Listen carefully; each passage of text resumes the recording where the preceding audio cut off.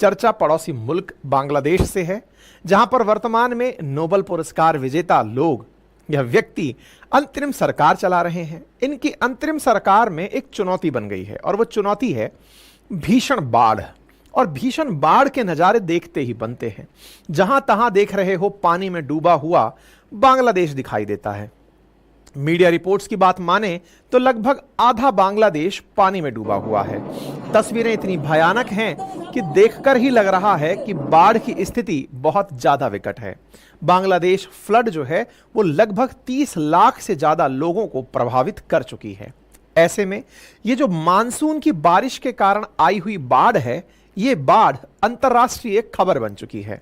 अंतर्राष्ट्रीय खबर में बाढ़ का काम तो आ ही रहा है, साथ ही साथ बांग्लादेश की बाढ़ पर दुनिया भर की टिप्पणियां भी आ रही हैं। उनमें से बांग्लादेशी लोगों का कहना है कि उनके यहां बाढ़ मानसून के कारण नहीं आई, भारत के कारण आई है। यह बांग्लादेशियों का जो भारत प्रेम है, आज इसी को हम समझने का प्रयास करेंगे कि क्या वाकई भारत ने बांग्लादेश को पानी में बहा दिया है। अगर आपको ये न्यूज के साथ लगे हुए सोशल मीडिया अकाउंट्स पढ़ने का अवसर मिले तो यहां कोई अमीना नाम से हैं जो लिखती हैं कि इंडिया ने डैम खोल दिया बिना कोई प्रायर इंफॉर्मेशन दिए, और वो भी रात के समय, जिसकी वजह से आधा बांग्लादेश पानी में डूब गया और हजारों लोग डिस्प्लेस हो गए हैं। जो लोग पूरे समय, जो गोदी मीडिया के लोग, संघी लोग, जो फेक वीडियो भेजकर कहते थे कि बांग्लादेशी हिंदू डेंजर में हैं, अब वो चुप क्यों हैं? यानी कि हिंदुओं के डेंजर के बाद आप लोगों ने इतनी चर्चा की, बांग्लादेश में आई बाढ़ की चर्चा क्यों नहीं कर रहे हैं? लीजिए अमीना जी, चर्चा कर रहे हैं, इस चीज की भी चर्चा कर रहे हैं। हमें आपसे दिक्कत नहीं है, हमें अपनों से दिक्कत है कि हिंदुओं के साथ जो वहां हुआ उस पर हमारे अपने भी चुप थे। आपसे तो हम क्या मानकर चलें? आप तो वो हैं जो पहले ही भारत से जुदा होने का सोच चुके थे 1947 में। ये तो भला हो हमारे कुछ राजनेताओं का, जिन्होंने आपको भी अपना एक पहचान दिलवा दिया। खैर, अभी हम उस पर नहीं आएंगे। फिलहाल के लिए आपके ट्वीट्स दुनिया को दिखाएंगे। लोगों का लिखना है कि इजराइल और इंडिया मित्र हैं, इसलिए इन दोनों की हरकतों में कोई अंतर नहीं है। क्यों? बोले जैसे इजराइल ने गाजा के साथ किया, ऐसे ही भारत बांग्लादेश के साथ कर रहा है। ऐसे में बांग्लादेश को बचाओ और बायकॉट करो इंडिया का। इस तरह के सोशल मीडिया ट्रेंड्स चल रहे हैं। कोई अफरान राज लिखते हैं, इंडिया ने क्रिएट किया है एक आर्टिफिशियल फ्लड बांग्लादेश में पानी छोड़कर अपने डैम्स से। क्या हमको अभी भी बताना पड़ेगा कि हम भारत से नफरत क्यों करते हैं? India's disregard for international water laws is causing significant harm to Bangladesh by diverting river water flow। तमाम प्रकार की ये खबरें देखकर आपको लगने लगेगा कि क्या वाकई में भारत ने यहां पर बाढ़ ला दी है। हद तो यह है कि तस्वीरें इस प्रकार की दिखाई जा रही हैं कि यहां पर शेख हसीना और मोदी जी दोनों डैम में पानी डाल रहे हैं और डैम का पानी ओवरफ्लो हो रहा है और बांग्लादेश बह जा रहा है। क्रिएटर्स का तो यह हाल है कि मोदी जी की मात्र एक लात से डैम की दीवारें टूट गई और पानी बांग्लादेश को बहा ले गया। गजब ही हो रहा है। अब गजब कहां हो रहा है, कैसे हो रहा है, इसकी चर्चा कर ही लेते हैं। और तो और कुछ अंतरराष्ट्रीय स्तर के लोग भी इस घटना को कवर कर रहे हैं, पूछ रहे हैं कि इंडिया ने ऐसा किया है क्या। अब आपको बताते हैं कहां की घटना है, रियल में क्या है, भारत की तरफ से स्पष्टीकरण क्या है, भारत क्या बता रहा है, मानसून पर किसी का कंट्रोल है या नहीं है, सारी बातें एक बार जान ही लेते हैं। देखिए साहब, यहां पर आपको भारत के साथ नक्शे में पूर्व की तरफ बिल्कुल भारत का एकदम कॉपी लगा हुआ एक राज्य दिखाई देता है जिसका नाम बांग्लादेश है। कभी यह भी बंगाल का ही हिस्सा हुआ करता था, लेकिन 1905 में दुर्जन नाम के व्यक्ति, जिसको हम करजन कहते हैं, उसने बंगाल का विभाजन किया और पूर्वी बंगाल और पश्चिमी बंगाल बने। आज वो पूर्वी बंगाल पाकिस्तान के रास्ते होते हुए बांग्लादेश बन गया है। इसी बांग्लादेश में बाढ़ आई हुई है। असल में भारत की लगभग 50 से अधिक नदियां ऐसी हैं जो आज भी बांग्लादेश के साथ जल सीमा साझा करती हैं, या कहिए जल साझा करती हैं। क्यों? क्योंकि बांग्लादेश में ये जो बंगाल की खाड़ी है, इस बंगाल की खाड़ी तक गिरने वाला जो अधिकांश जल है, चाहे वो रिवर गंगा से होकर आता हो, ब्रह्मपुत्र से होकर आता हो, या फिर हिमालय से निकलने वाली तीस्ता हो, और भी पूर्वोत्तर की पहाड़ियों से निकलकर आने वाली नदियां हो, उन सबके लिए एक पर्टिकुलर प्रकार का डेल्टा बनता है बांग्लादेश में, और अधिकांश नदियों को सुंदरबन डेल्टा ही कंसीडर करके चलता है। ये वाला जो क्षेत्र है, ये भारत से बांग्लादेश में बह रही बहुत सी नदियों के लिए कॉमन है। फिर भी भारत और बांग्लादेश के बीच में नदी जल बंटवारे को लेकर काफी बातें रही हैं, चर्चाएं रही हैं, डिस्प्यूट्स भी रहे हैं। तीस्ता नदी उनमें से एक ताजा उदाहरण है। लेकिन आज की जो चर्चा है वो पूर्वोत्तर का एक राज्य त्रिपुरा है, और वो त्रिपुरा की चर्चा यूं है कि त्रिपुरा में एक गुमटी करके नदी है, और उस गुमटी नदी पर बना हुआ एक डैम है। उस डैम से पानी ओवरफ्लो हो गया, और वो ओवरफ्लो होकर के बांग्लादेश के दक्षिण पूर्व में बसे हुए बहुत से जिलों को पानी में बहा दिया। यहां पर एक बार मैप में त्रिपुरा को देख लेते हैं। बांग्लादेश के पूर्व में चलते हैं तो त्रिपुरा, और त्रिपुरा बिल्कुल बांग्लादेश के अंदर ही एंट्री किया हुआ राज्य दिखता है। भारत का पूर्वोत्तर का एक राज्य है, 7 सिस्टर स्टेट है। और जब आप त्रिपुरा को देखते हैं तो जिस जगह मैं फिलहाल लोकेशन मार्क कर रहा हूं, त्रिपुरा के भीतर घटना इस जगह की ही है। इसको थोड़ा और जूम करते हैं तो यहां पर आपको गोमती रिवर दिखाई देती है। इस गोमती रिवर को अगर आप और आगे चलते हैं तो यहीं पर गोमती रिवर पर बना हुआ एक डैम दिखाई देता है, और यह डैम तीर्थ मुख के नाम से जाना जाता है। अर्थात गोमती रिवर के पानी को रोककर यहां पर दैनपुर हैंगिंग ब्रिज बनाया हुआ है, डंबर हैंगिंग ब्रिज बनाया हुआ है। इधर की तरफ तीर्थ मुख से निकल करके जो गोमती चल रही है, इस गोमती के ऊपर ये डंबर करके हैंगिंग ब्रिज देख रहे हैं। ये जगह डंबर असल में डमरू से निकाला हुआ शब्द है। भगवान शिव के लिए आराध्य ये जगह है, तीर्थमुख। बहुत सारे लोग यहां पर घूमने जाते हैं।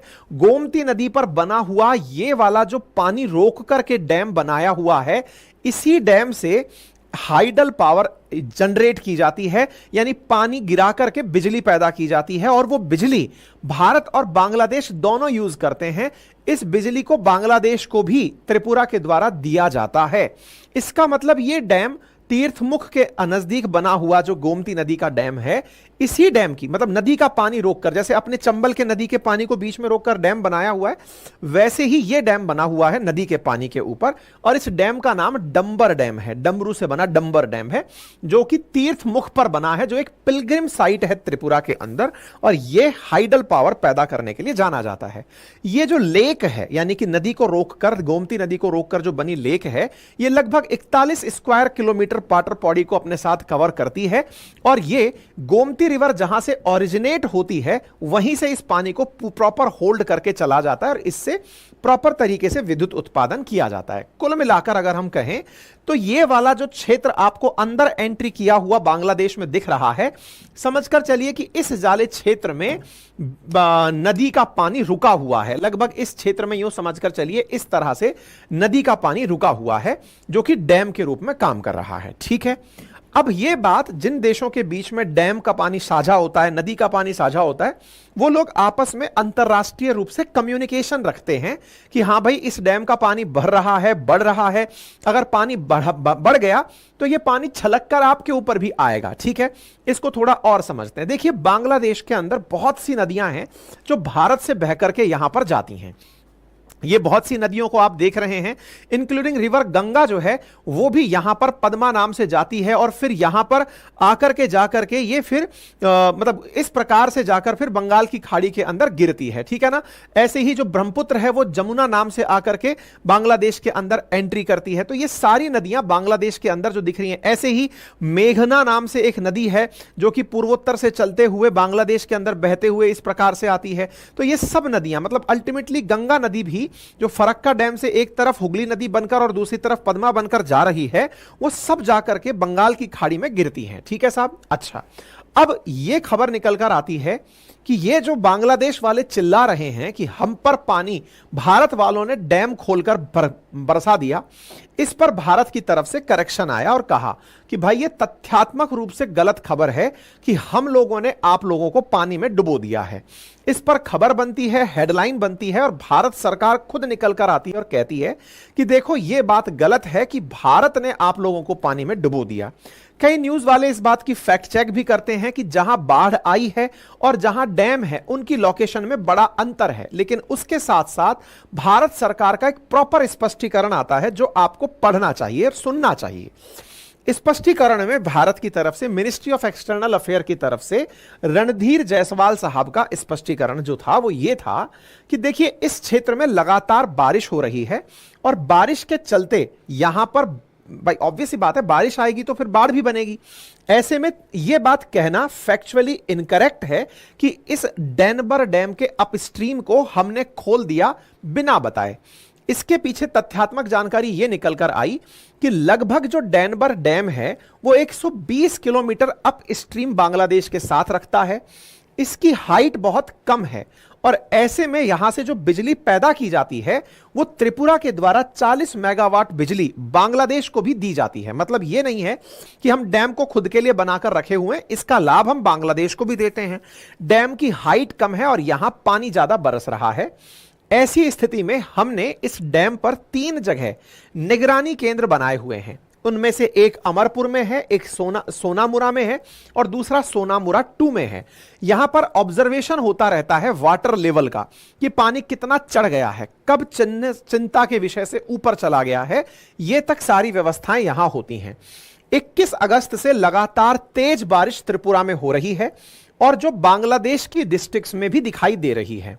इस हैवी रेनफॉल के कारण डैम में बहुत ज्यादा वाटर इनफ्लो हुआ, जिस पानी को अपने आप ऑटोमेटिकली रिलीज होना था। अब ये ऑटोमेटिकली रिलीज होना था, इसका लॉजिक समझो। असल में क्या है, इस डैम के गेट नहीं खोले गए, यह बात पता चली त्रिपुरा के मिनिस्टर के द्वारा, जो मिनिस्टर ऑफ एग्रीकल्चर हैं। उन्होंने अपनी तरफ से कहा कि हमने डैम का कोई भी गेट नहीं खोला। असल मायने में इस डैम का जो हाइडल पावर वाला गेट है उसकी हाइट 94 मीटर है। 94 मीटर तक तो पानी ऑटोमेटिक भरेगा, लेकिन उसके बाद में अगर तेज बारिश और बढ़ गई तो वो गेट को क्रॉस करके ऑटोमेटिक बहने लग जाएगा। यानी कि डैम का लेवल अगर बढ़ेगा तो वो गेट के ऊपर से निकलना शुरू हो जाएगा और यही हुआ। Once the water crosses this level it will automatically exit through the gate. Again, when the water level of reservoir fall below 94 metre, the gate will automatically close। यानी कि इस गेट से ऊपर का जो पानी है लेवल बढ़ते ही निकलना शुरू हो जाता है, यानी गेट ऑटोमेटिकली खुल जाएंगे अगर 94 मीटर से ऊपर पानी चला गया, अदरवाइज डैम टूट सकता है। और यही डैम की विशेषताएं होती हैं, ज्यादा पानी बढ़ते ही डैम खोलने पड़ते हैं, उनकी एक निश्चित क्षमता होती है, उस क्षमता से ज्यादा अगर पानी है तो डैम की दीवारें टूटने का डर होता है। 94 मीटर की रेंज है और यह जानकारी बांग्लादेश वालों को भी पता है। जब वहां प्रॉपर सरकार हुआ करती थी तो उनके साथ यह सब बातें कम्युनिकेट हुआ करती थी, लेकिन जिन्हें वर्तमान में सरकार में लाया गया है उन लोगों को यह सारी सरकारी जानकारियां नहीं हैं। हालांकि इस बात को हम और आप बोल नहीं सकते, यानी भारत सरकार नहीं बोल सकती। ऐसे में भारत सरकार की तरफ से यही कहा गया कि देखो टेक्निकल पॉइंट तो यह है। अच्छा, यहां पर एक गड़बड़ जो हुई जिसके बाद में यह डाउट ज्यादा बढ़ गया कि भारत वालों ने ही बहा दिया है, जिसके साथ कईयों को बहुत खुशी भी मिली कि बेटा अगर तुम ज्यादा 3-2-5 करोगे तो 8-10 अगर डैम खोल दिए हमने तो पूरी तरह बह जाओगे। क्योंकि अपनी तरफ के लोग भी कम थोड़ी हैं जो धमकाए चले हैं उनको कि यार तुम देखना औकात में रहो, फालतू की ज्यादा बकवास ना करो, अगर एक डैम खोला तो तुम आधे बह गए, सोचो अगर वाकई में इस डैम को खोल दिए होते तो क्या होगा। तमाम प्रकार की अपनी तरफ के लोग भी फुल फायर मोड में हैं। ऐसे में भारत की तरफ से जो जानकारी है वो यहां पर पढ़नी चाहिए, और वो क्या है, डेटा शो करता है कि बांग्लादेश के ये जो पानी था, राइजिंग वाटर था जो बांग्लादेश की तरफ जाता था, 3 बजे तक तो 21 तारीख तक रिपोर्ट किया गया था। दोपहर 3 बजे तक तो 21 तारीख को पता था कि पानी कितना चल रहा है। 6 बजे क्या हुआ कि फ्लड बढ़ने के कारण पावर का जो कट है ना, पावर आउटेज हो गया, यानी कि बिजली कट गई। बिजली कट गई। ऐसे में प्रॉब्लम यह हुई कि हम कम्युनिकेशन नहीं कर पाए। असल में सारा की सारा जो मामला फैला है ना, वो इस लाइन की वजह से फैला है, जिसकी वजह से डाउट ये लग रहा है कि एक बार इन लोगों को मजा चखाने के लिए कि लो बेटा पानी खोल ही देते हैं, यही कारण है कि ये अंतरराष्ट्रीय खबर बन गई। अंतरराष्ट्रीय खबर, वाशिंगटन पोस्ट इसको छाप रहा है। ऐसे में ये जो लाइन है, और उस लाइन में क्या लिखा है, 3 बजे तक तो हम कम्युनिकेशन में थे, 6 बजे पानी बढ़ने के कारण लाइट चली गई। लाइट चली गई तो हम फोन नहीं कर पाए, फिर भी हमने अपनी तरफ से कम्युनिकेशन देने का अर्जेंट ट्रांसमिशन डेटा से कंप्लीट प्रयास किया। जिन्हें जानकारी देनी थी उन्हें जानकारी दी गई कि भाई पानी बढ़ गया है, पानी कभी भी निकल सकता है। Flood of common river between India and Bangladesh are a shared problem inflicting suffering to people on both side and required close mutual cooperation towards resolving them. Bharat और Bangladesh 54 common cross border rivers रखते हैं, 54। ये आपके लिए डेटा है सरकारी, इसे आप याद भी रख सकते हैं। 54 नदियां हैं जो भारत और बांग्लादेश के बीच में कॉमन है। आप और हमको 1-2 नदियां पता हैं। ऐसे में अगर 54 नदियां ऐसी स्थिति में हैं तो हमें एक दूसरे के वाटर रिसोर्सेज और वाटर प्रबंधन के लिए लगातार टेक्निकल डिस्कशन की जरूरत पड़ती है। असल मायने में अब दूसरे तरीके से समझो इस बात को। ये तो सरकारी बयान है। जो लोग इस बात को इस तरह से लेकर चल रहे हैं कि भारत नहीं खोला है, और अपने तरफ बैठे हुए जो लोग हैं जो इस बात की खुशी मना रहे हैं कि देखो बेटा, जो तुम इतने दिन से मतलब उधम मचाए पड़े थे ना कि इंडिया बायकॉट करो, इंडिया बायकॉट करो, इस लाइन में कहीं धमकी तो नहीं भेजी गई है कि नदी एक थी जिसका पानी छलका, हमने 3 मिनट बिजली गायब रखी, तुम्हारा आधा बांग्लादेश बह गया। 54 नदियां हैं ऐसी जिनका वाटर हम दोनों लोग मैनेज करते हैं। इसलिए जरूरत है कि दोनों म्यूचुअली मिलकर चलें। अब ये जो बात है ना, ये तो मैं आपको उस अंदाज में कंक्लूड करके सुना रहा हूं जिस अंदाज में उन्हें सुननी चाहिए जो भारत को जबरदस्ती भला बुरा कहने के लिए ट्रोल कर रहे हैं बांग्लादेश में बैठे हुए। उन्हें भी सही मायने में समझना चाहिए कि भारत और बांग्लादेश साथ मिलकर चलें तो भला है, अदरवाइज हिमालय और पूर्वोत्तर की पहाड़ियां भारतीय सीमा में हैं। ऐसी स्थिति में इन नदियों के पानी पर बड़ा कंट्रोल भारत का है। ऐसे में बांग्लादेशियों को बयानवीर होने से बेहतर है कि वो इस बात का महत्व समझे कि म्यूचुअल कॉपरेशन कितना जरूरी है। ठीक है, ये इसका दूसरा पक्ष है जो आप सुनना चाहते हैं। ठीक है साहब, ये बात क्लियर हुई। ऐसे में मंत्री जी का बयान आया कि देखो 54 मीटर से ऊपर निकल गया था तो हो गया। हालांकि इस बात पर प्रॉपर तरीके से बहुत बार हम लोगों की चर्चाएं भी हुई हैं। भारत के बयान के बाद में फिर कुछ लोगों के बयान बदले भी कि हां भारत ने कहा है, लेकिन यूनिसेफ बांग्लादेश ने इस बात को प्रॉपर तरीके से लिखते हुए कैटास्ट्रोफिक फ्लड बताते हुए कहा कि पर्टिकुलर नोआखाली, फैनी और खागराचारी जगह पर भीषण बाढ़ आई है और लगभग 30 लाख लोगों की जिंदगी प्रभावित हुई है। तो क्या शेख हसीना जी और मोदी जी ने मिलकर यह प्लान किया है? देखिए, प्रकृति किसी से पूछकर कोई भी कोहराम नहीं मचाती है। ऐसे तो पाकिस्तान में भी पिछले 2 साल पहले बाढ़ आई थी, लेकिन उसमें भी भारत का कोई हाथ नहीं था। लेकिन अब बात ठीक है, इन लोगों को लग रहा है वो इनकी समझ है। आगे क्या प्रोग्रेस हुई? इसी बीच में जिस समय ये सुर्खियां हेडलाइन बन रही थी, उसी बीच में भारत की तरफ से भारत के हाई कमीशन प्रणय वर्मा जाकर मिलते हैं इन्हीं हिज हाईनेस के साथ में, ये जो his excellency professor Muhammad Yunus हैं, इनसे जाकर मुलाकात करते हैं। अब बांग्लादेशियों को यह भी पसंद नहीं आया कि प्रोफेसर साहब इनसे इस्माइल करके बात क्यों कर रहे हैं।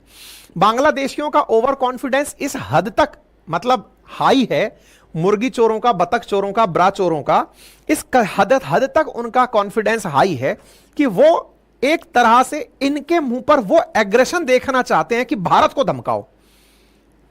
अब मन तो ऐसा करता है कि देखिए, हमको क्षमा शोभा देती है इसलिए हम तुम्हें माफ कर कर चल रहे हैं। बांग्लादेशियों के बीच में गजब का ट्रेंड चल रहा है कि भारत का व्यापार रोक दो, भारत तलमिला जाएगा। अब हम बोलना नहीं चाहते, हम चाहते हैं कि इस पर भी एक अलग वीडियो बनाएं कि बांग्लादेश वालों, अब छोड़ो यार, हम जबान गंदी नहीं करेंगे, कुल मिलाकर कंट्रोल में रहो, बस हम इतना समझाना चाहते हैं तुम्हें। खैर कोई नहीं, इनसे भाव में अपेक्षा की गई। क्या अपेक्षा की गई? आप इनके साथ में हंसते हुए बात क्यों कर रहे हो?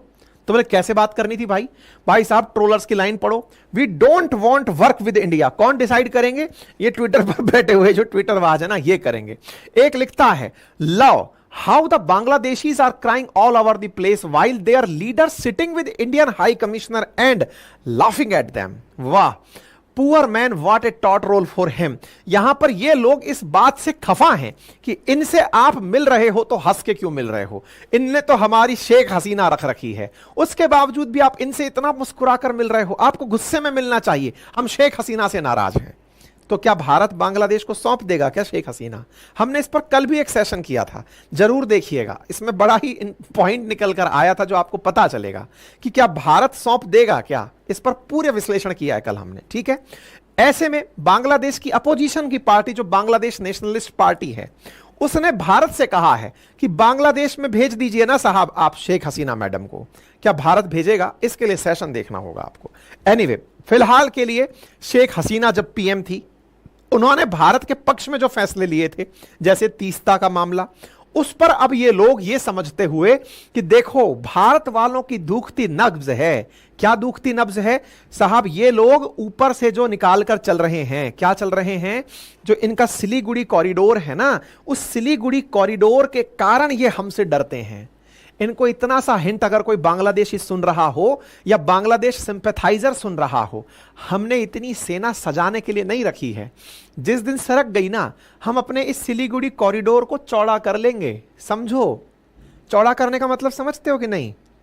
वो जो ऊपर वाला हिस्सा है ना, वो आपसे खाली कराकर उस हिस्से को इतना बड़ा कर लेंगे कि जो ना तो रहेगा बांस और ना बजेगी बांसुरी। आज आपको रेस्पेक्ट इसलिए है कि हम अपने सिलीगुड़ी कॉरिडोर को उतना ही रहने देना चाहते हैं और चाहते हैं कि आपका भी इंटरफेरेंस लें। लेकिन मामला बिगड़ा तो कहीं ऐसा ना हो कि बीएसएफ को बॉर्डर सरका कर आपके जाके ढाका में ही लगाना पड़े कि लीजिए साहब अब यहीं तक रहने देते हैं। अमेरिका जब करेगा तब करता रहेगा, हम थोड़ा सिलीगुड़ी कॉरिडोर बड़ा कर दिए हैं, सीधा लाइन टू लाइन मिला दिए हैं, रहने दीजिए ना। क्योंकि भारत में इन दिनों बड़ी मांग उठी है कि मिला ही लीजिए बांग्लादेश को, वैसे भी कोई नेता बचा नहीं है, है ना। तो इसलिए खैर, फिर भी अब ये बुद्धिजीवी लोग हैं, ट्विटर पर दम है, इनको लगता है कि जो करेंगे साहब ये कर ले जाएंगे। ऐसे में ये तीस्ता मामले को अंतर्राष्ट्रीय स्तर पर ले जाना चाहते हैं। इनको लगता है कि मोंगला पोर्ट जब भारत को दिया गया था तो एहसान किया था, लेकिन ये समझने की आवश्यकता है ये एहसान नहीं था, ये उनके भी फायदे की चीज थी। क्योंकि भारत ने भी इनका ख्याल हर उस परिस्थिति में रखा है, चाहे इन्हें तेल भेजना हो या जरूरी खाद्य सामग्री भेजनी हो। ना जाने कितने ही बांग्लादेशियों को अपने यहां शरण देनी हो जो भूख प्यास से पीड़ित होकर ना जाने भारत के किस किस कोने में घुसे हुए हैं, उनको भी शरण देनी हो। बहुत सी चीजें म्यूचुअल हैं, ज्यादा बात फैलाओगे तो दूर तक जाएगी। फिलहाल के लिए इतना ही समझो कि यहां पर दोनों का अच्छा व्यवहार और रिश्ता रहा है, इसलिए ये सब चीजें रही हैं। हालांकि इस बीच में यहां के राजनेताओं के द्वारा शेख हसीना और उनके मंत्री परिषद के वो जो लोग थे जिन्हें डिप्लोमेटिक पासपोर्ट मिला हुआ था, क्या होता है ना, ये जो मंत्री टाइप के, प्रधानमंत्री टाइप के जो लोग होते हैं, इन्हें अंतरराष्ट्रीय स्तर पर एक अलग पासपोर्ट मिलता है जिसको डिप्लोमेटिक पासपोर्ट कहते हैं। पासपोर्ट समझो कि अंतरराष्ट्रीय पहचान पत्र मिलता है, जिसका फायदा ये होता है कि आप किसी देश में जब लैंड होते हैं तो आपको उन कॉमन लाइंस से गुजरना नहीं होता है, आपको सिक्योरिटी मिल जाती है, आपको रिसीव करने वाला कोई हो जाता है, आपको लाइन में नहीं खड़ा होना पड़ता है। उस तरह के कुछ फीचर्स होते हैं, आपको डिप्लोमेटिक की तरह से ट्रीट किया जाता है कि हाँ भाई इस देश, ये केवल व्यक्ति नहीं है, उस व्यक्ति ये देश का प्रतिनिधि है, तो उसको उस तरह का ट्रीटमेंट मिलता है, ठीक है। एनीवे, इनके उन पासपोर्ट्स को रद्द कर दिया गया क्योंकि अब शेख हसीना प्रधानमंत्री नहीं है, तो इनको डिप्लोमेटिक पासपोर्ट किस बात का। अब वो सब चीजें होना, कल को ये भी सुनने में आएगा कि इनके पूरे घरों पर कब्जा कर लिया गया है, इनकी सारी संपत्ति कुर्क कर दी गई है। जो जो कर सकते हैं, जो सो कॉल्ड बांग्लादेशी अपने यहां लोकतंत्र दिखा रहे हैं कि उन्होंने शेख हसीना की तानाशाही को हटा दिया है, अब वो लोग सही मायने में लोकतंत्र लेकर आ गए हैं, तो उन्हें भी इस चीज के लिए यह आवश्यक है कि यह काम करें। संभवतः यही लोकतंत्र दुनिया वाले चाहते होंगे जो बांग्लादेश में आया हुआ दिख रहा है। खैर, फिलहाल के लिए भारत बांग्लादेश के जो रिश्ते हैं वो सामान्य हो ही जाएंगे, इसी कल्पना के साथ अभी के लिए इस सेशन में इतना ही। आप में से जो भी साथी इसके साथ जुड़े हुए हैं अपनी राय कमेंट बॉक्स में जरूर रखें। चैनल पर नए हैं तो सब्सक्राइब कर लें, सेशन को ज्यादा से ज्यादा साथियों के साथ साझा करें। बाकी हमारा अपनी पाठशाला एप्लीकेशन है, उसे जाकर के आप ज्वाइन करें, हमारे कोर्सेज वहां उपलब्ध हैं, रिकॉर्डेड बैचेस उपलब्ध हैं, आप उन्हें जाकर एक्सेस कर सकते हैं। अपनी पाठशाला एप्लीकेशन के साथ साथ हमारी वेबसाइट पर बेहतरीन टेस्ट सीरीज पूरे 1 साल की वैलिडिटी के साथ बहुत ही नॉमिनल कीमतों पर है। बहुत ही बेहतरीन हैंड रिटन नोट्स आपके घर पर डिलीवर होने के लिए उपलब्ध हैं, आप उन्हें एक्सेस कर सकते हैं।